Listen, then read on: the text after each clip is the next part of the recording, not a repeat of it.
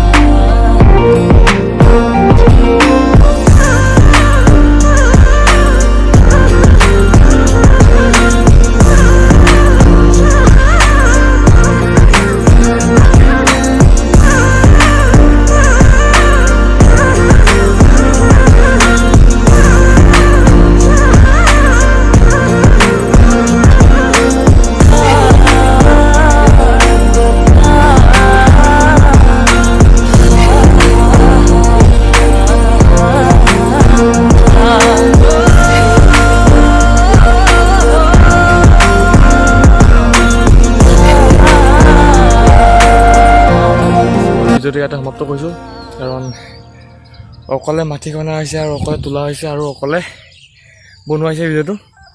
সেইকাৰণে মানে কষ্ট হৈছিলে। মানে ভিডিঅ'টো বনাই কিনে দেখুওৱা মটিভটো এইটোৱে যে যোনে মানে মেট্ৰিক চেট্ৰিক দি মেলি, মেট্ৰিক বুলি নহয়, ঘৰত যদি এনেই বহি আছে, চ' এনেকৈ বৰষুণৰ দিনত মানে ঘৰৰ মাটি তুলিব পাৰে।